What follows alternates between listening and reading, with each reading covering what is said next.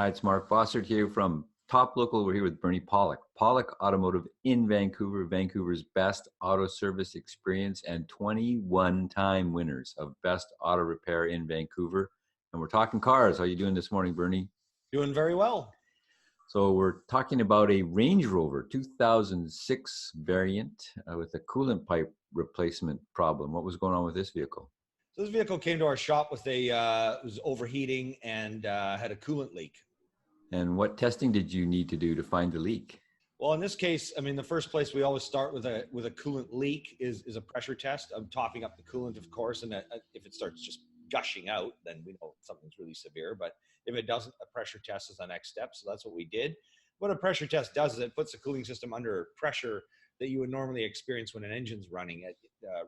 Engine cooling systems have a pressurized cap. Pressure builds up in the system.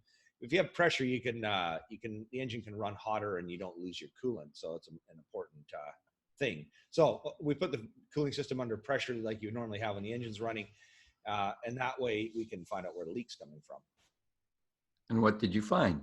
We found a coolant pipe located on the back of the thermostat housing. It goes between the thermostat housing and basically the engine block, and that was leaking. It's a plastic part.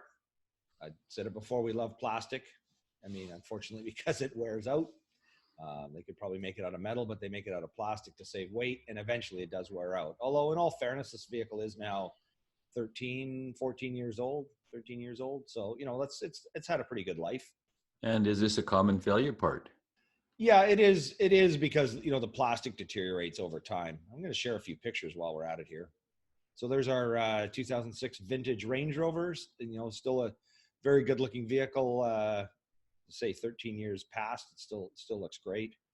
Here's our pipe. So this is the new piece. This is the old one, and you can see a chunk of corner missing off of here. And what happens is over time, with heat cycling and heating and cooling, that eventually the plastic becomes brittle and it eventually cracks and breaks.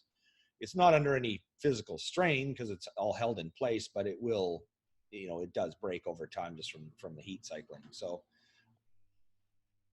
And you're asking, is this a difficult part to replace?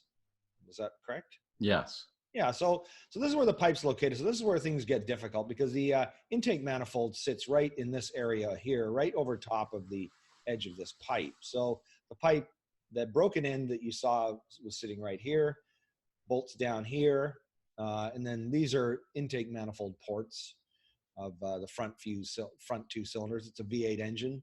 So it blocks over here. So there's a fair bit that needs to be removed to access this piece.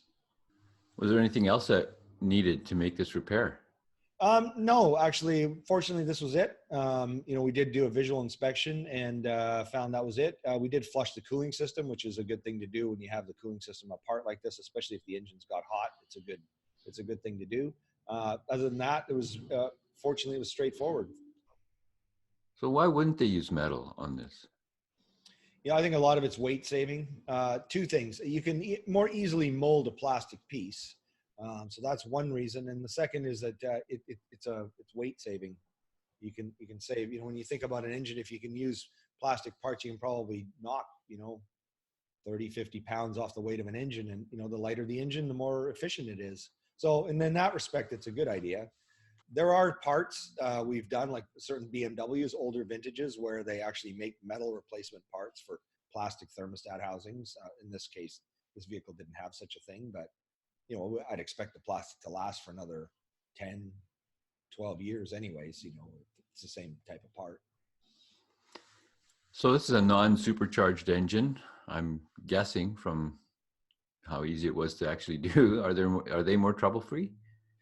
I would say overall they are. I mean, there's less components. Obviously, you don't have the supercharger, which in and of itself is a very expensive piece.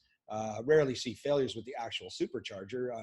On some newer ones, you'll see we have videos on the nose cone bearing failing. But yeah, I mean, this is a simpler engine, and the cooling system is simpler on this vehicle as well. The supercharged versions have pipes that run underneath the supercharger and intake manifold, which tend to fail and cost a lot more money to replace. So they're like a rubber pipe assembly and pipe and hose assembly. So there's more complexity in that. So definitely less to go wrong. You don't get the thrill of the immediate acceleration you do with the supercharged, but these things are more than adequate in a 4.4-liter engine. It's a pretty good engine. I think around this vintage, I find these engines are actually quite reliable. And that was my next question. How are Range Rovers for reliability? Well, if you look at we have a lot of videos and podcasts on these, so there are issues. I'd say, again, I was saying, like, this is probably one of the more reliable engine models that you'll find around this vintage. Earlier ones, certainly earlier generation engines, definitely had a lot more problems with oil leaks and things. These are pretty good for oil leaks. We've done actually a couple cooling system repairs on this particular vehicle. Hoses tend to fail and pipes after a while, but overall, I'd say these are pretty reliable, but you've got suspension problems too. So you can look through our collection of videos, you'll see some of the things that we see, but they're not bad, but you'll expect to spend a little more money on a Range Rover than you would for your average SUV. One of your favorites, in other words. One of our favorites, yeah. They're nice vehicles though, and people like to keep them.